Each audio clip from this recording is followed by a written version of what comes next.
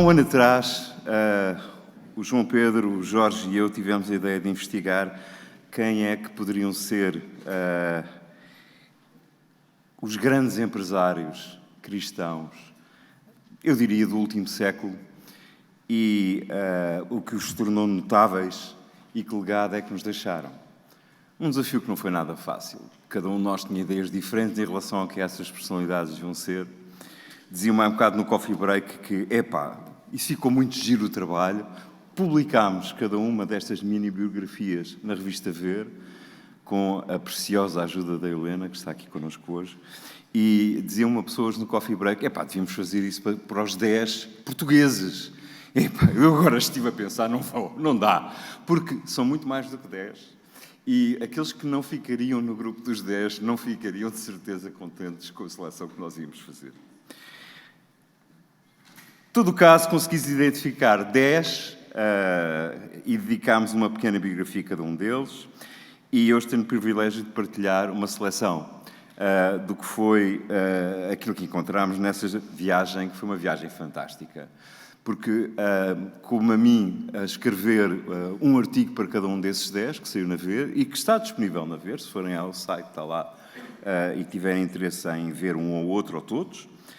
E, como verão, há uma coisa que os une, que é a fé profunda que se reflete na sua obra, nos seus pensamentos e, sobretudo, curiosamente, no sucesso que atingiram, muitos deles atingindo esse sucesso depois de profundos falhanços.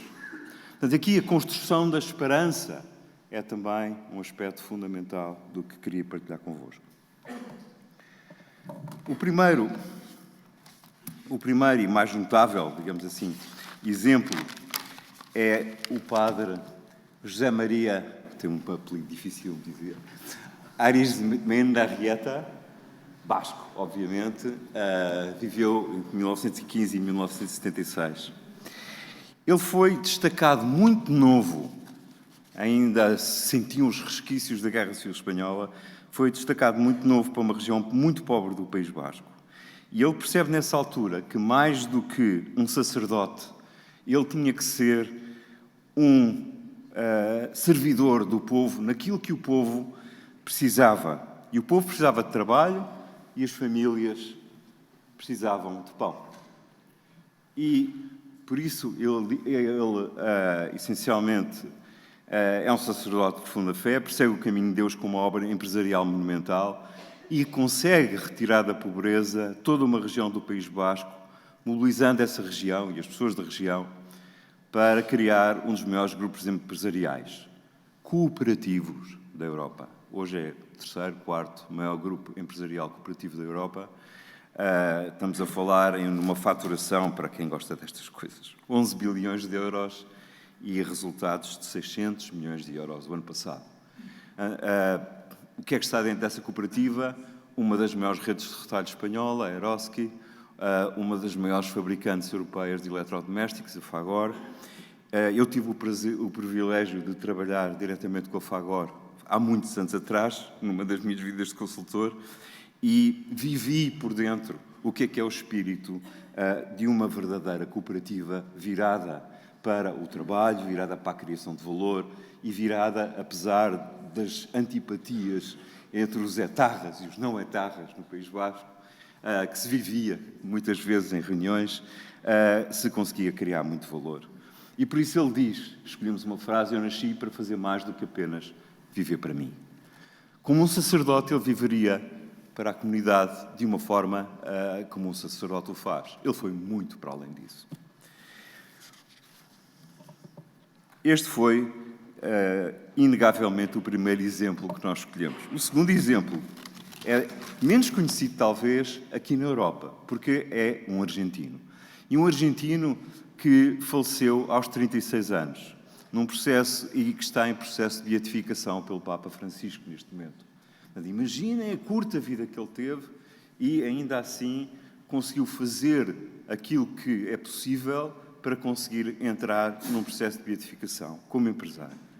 A sua intensidade de vida como homem empresário e a firmeza na aplicação prática da doutrina cristã e da sua própria fé são uma profunda inspiração para qualquer leigo. E vivia com uma alegria contagiante. Dizem os filhos que era frequente que, quando ele chegava à casa, pousava a pasta e, antes de jantar, punha música a tocar e dançava com a mãe. E punha toda a casa num espírito de alegria brutal.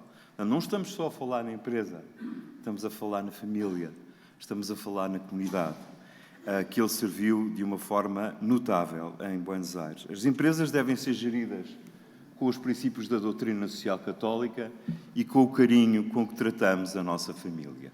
E foi exatamente esse o exemplo que ele nos deixou e exatamente aquilo que o tornou um dos 10 elementos que escolhemos para este grupo. Em terceiro lugar, também uma pessoa que provavelmente poucos conhecerão, mas que conhecem a obra dele. Ele foi o Blake Mycoskie, que ainda é vivo, nasceu em 1976, mais novo do que muitos de nós aqui. E ele fez uma fortuna no universo das startups da Califórnia, mas achou que era preciso ir mais longe. Achou que tinha que fazer uma lógica de modelo de empreendedorismo social e inventou, nas regiões mais pobres do mundo, na Argentina, esta fotografia que vemos aqui na Argentina, estimulado pela profunda fé cristã. Ele ficou mais famoso por criar uns sapatos, mas alpercatas, marca Toms.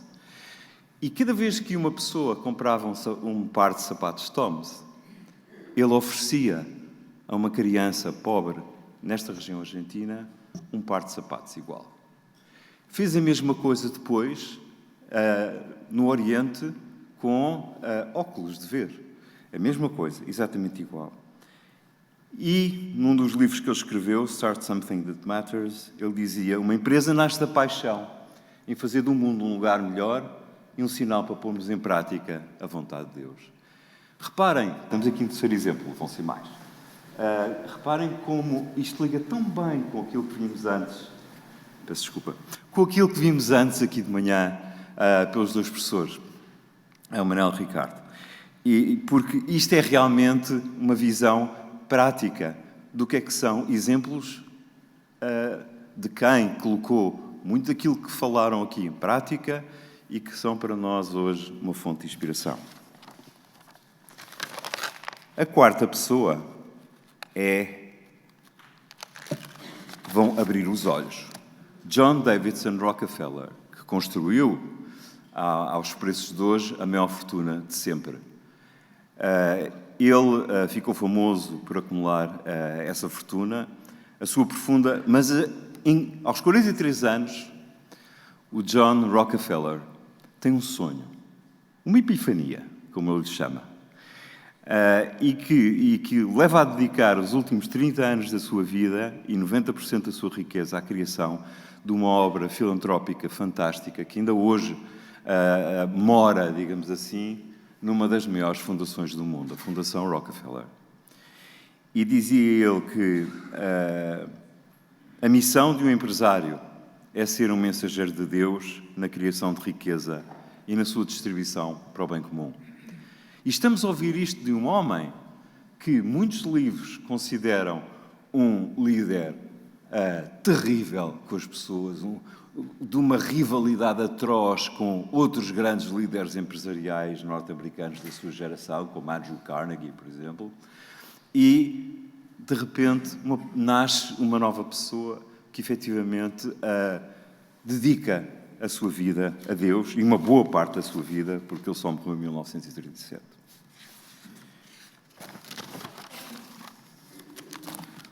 O exemplo seguinte é fantástico. Mais uma vez, pouca gente terá ouvido falar de Robert Gilmore, ou R.G. Letourneau, um homem que viveu a maior parte da sua vida já no século XX, morreu em 1969, e ele era um homem que inventava equipamento de construção de estradas. Tornou-se o maior inventor de sempre de equipamento de construção de estradas, o que para nós parece uma coisa pequena, mas não é, porque a empresa dele era colossal e, com grande mérito, conquistou um lugar neste grupo. E porquê?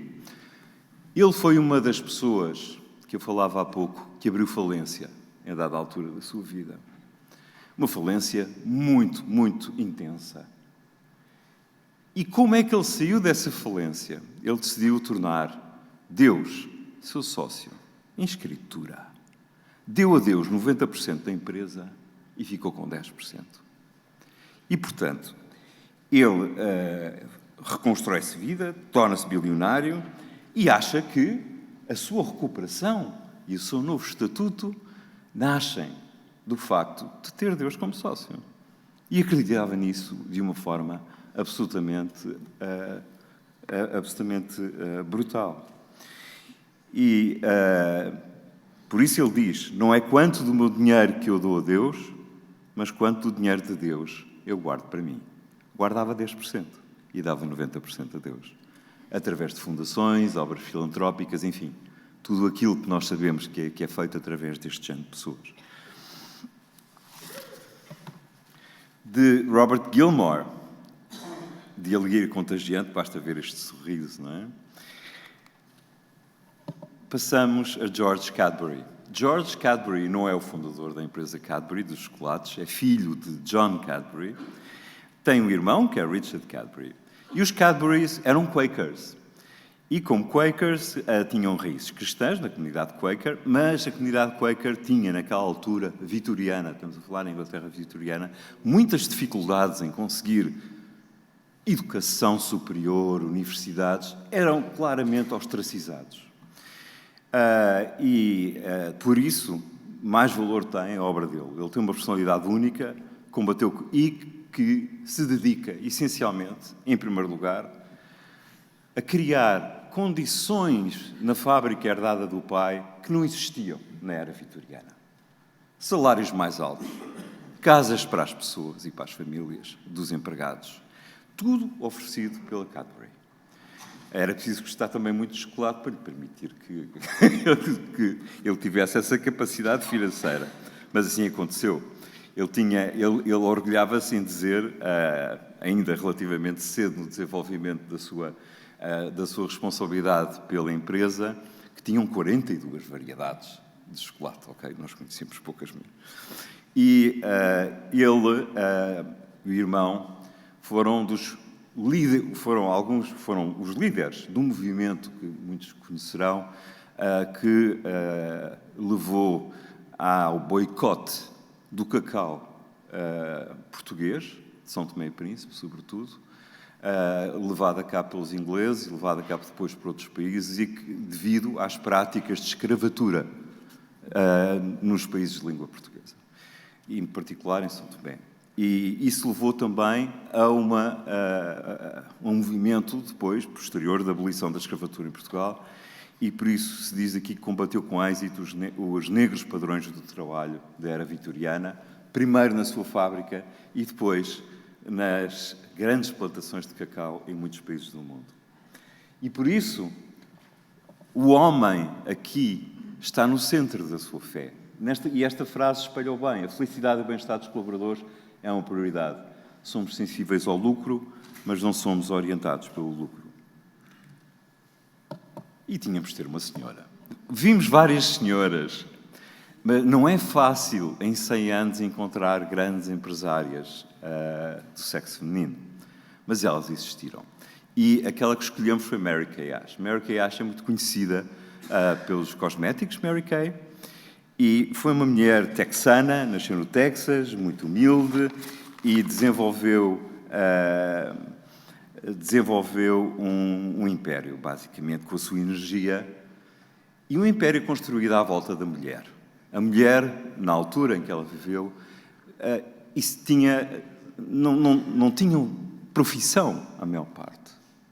E ela preocupou-se em dar à mulher profissão, capacidade autónoma de criação de riqueza. Isto foi fantástico na altura, portanto, com princípios simples e sólidos que nunca vacilaram, com uma profunda convicção cristã e um forte compromisso com os benefícios de um trabalho muito árduo, Mary Kay fomentou sempre o melhor das pessoas e fez do mundo um lugar melhor para as mulheres e para as famílias das mulheres, obviamente, que beneficiavam da felicidade das senhoras e da sua capacidade de trazer para casa algo mais que o marido. E ela dizia, uma frase fantástica: tenho uma regra de ouro, Deus em primeiro lugar, a família em segundo e a carreira em terceiro. E ela foi uma mulher que desenvolveu uma carreira absolutamente notável.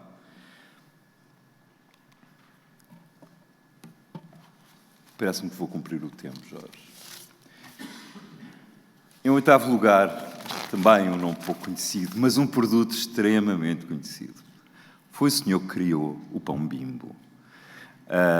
Um mexicano, Lourenço Cerviche, que, mais uma vez, teve um grande revés no princípio da vida, abriu falência, esteve anos e anos a pagar as suas dívidas através da segunda empresa que construiu. Lourenço Cerviche foi um homem que incluímos aqui por ser, efetivamente, um criador de um império fantástico, de uma forma extremamente humanista e com uma grande fé em Deus. Teve um espírito empreendedor e inovador, foi uma personalidade muito rara a nível do humanismo e sensatez, é o que dizem também os seus sócios, que ele foi comprando as partes deles ao longo do tempo, ficou sozinho. E deixou uma obra e um legado notáveis como tributo à sua profunda fé em Deus. Bimbo está em todo o mundo. E é curioso que o primeiro mercado que ele atacou não foi o mercado mexicano, foi o mercado norte-americano. Hoje seria bastante difícil, mas ele, na altura, conseguiu fazê-lo de uma forma notável. E depois, sim, passou, e Portugal foi o quinto ou sexto mercado em que a Bimbo entrou. E ele dizia que, e a sua fé determina o modelo da empresa, e antes da sua morte, Cerviche escreve um livro chamado Nisto Acredito. E nesse livro reflete os seus princípios de vida cristãos. No artigo que poderão ver, tem 7 ou 8 princípios tirados do livro. Mas há um em particular, que a mim me toca bastante, que é este: acredito que devemos ter todos uma tarefa ou missão pela qual somos apaixonados e que exige toda a nossa dedicação. Tudo nasce daqui. A alegria que passamos aos outros, e isso não é possível sem termos uma profunda fé em Deus. Adeus para ti também, Jorge. Henry John.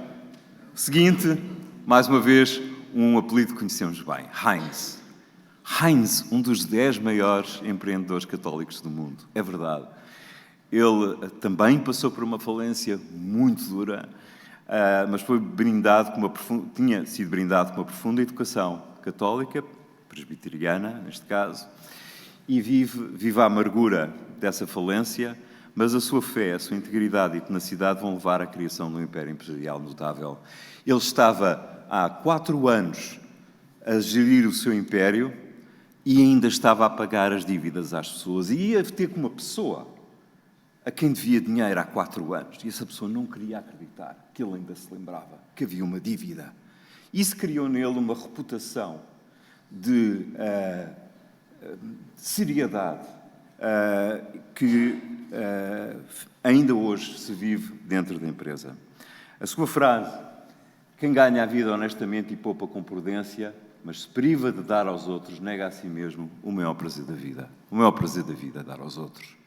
É uma frase notável, mais uma vez, de um homem que transformou a sua vida numa carreira fantástica. E por último, muito por pressão, muito por escolha, não há pressão aqui, muito por escolha do Jorge, o Sr. Michelin. O Sr. Michelin, mais uma vez, não foi fundador da Michelin, foi neto do fundador dos pneus Michelin, mas apanhou uma fábrica como outras tantas no mundo inteiro. Mas transformou completamente o negócio. E foi um dos empresários cristãos mais marcantes de sempre, dotado de uma inteligência, uma coragem, uma sensibilidade muito rara, e isso vê-se no livro que ele escreveu, Já lá vou. Teve na fé em Deus o grande pilar de toda a sua vida. E talvez o melhor exemplo para demonstrar isso é o facto de, aos 76 anos, 10 anos depois dele estar a gerir o processo de sucessão para o filho, o filho morre num acidente de pesca. O seu filho e sucessor. Ele fica quase que perde a fé naquele momento. Mas, interiorizando aquilo que se tinha passado, ele tem uma frase que diz: rejeitar a bondade infinita de Deus é um crime monstruoso. Ou seja, há que aceitar aquilo que Deus nos dá, nos deixa, mesmo que seja aspectos que não são, à partida, positivos. E, já reformado, ele deixa uma obra seminal que defende a valorização teológica da vida empresarial, uma obra fantástica, que em francês, e pourquoi pas? Why not, em inglês. E é uma obra na qual ele reflete sobre toda a sua vida, sobre a sua fé, e uma das frases que se tira é: o que resta de uma vida é o que você aprende sobre os homens. Nada é mais importante que o homem. O homem é a encarnação de Nosso Senhor. E é isso que ele quer dizer aqui. E é através dos homens que se pratica, efetivamente, da melhor forma, a fé em Deus. Destes exemplos, 10 empresários emblemáticos e inspiradores. Podiam ser outros, claro que sim. Mas foram aqueles 10 que nós encontramos. 10 emblemáticos e inspiradores empresários que marcaram a história com a sua profunda fé cristã e que deixaram ao mundo legados de grande valor, muitos deles em obras que nós podemos comprar hoje em dia. E fomos à procura de 5 ou 6 princípios, são 6, 5 ou 6 princípios que estas 10 figuras seguiram e que nos inspiram e reforçam no dia-a-dia a nossa fé cristã, se o quisermos assim fazer. Primeiro, ser um líder forte e humanista. Um líder forte e humanista. Aquele que constrói, em primeiro lugar, a esperança. Segundo lugar, ter uma missão apaixonante que exige ao empresário católico toda a sua dedicação. Terceiro, viver para os outros. Vimos isto em várias destas frases. Assumir que a riqueza criada pertence a Deus, também o vimos aqui em vários casos. Possuir uma fé tão profunda que coloque Deus como parceiro, sempre ao nosso lado, inclusivamente aquele senhor que tinha Deus como sócio, não é? Sócio na Escritura. Viver na obsessão em fazer o bem e em transformar o mundo num lugar melhor. E de todo este trabalho que desenvolvemos ao longo de 6 ou 7 meses, a escrever estes artigos, a ver e a refletir sobre quem é que poderiam ser, nós esperamos que estes exemplos sejam um estímulo para que cada um de vós possa aplicar mais e melhor os princípios da doutrina cristã no nosso trabalho, na nossa vida familiar e na nossa vida comunitária. Muito obrigado pela vossa atenção.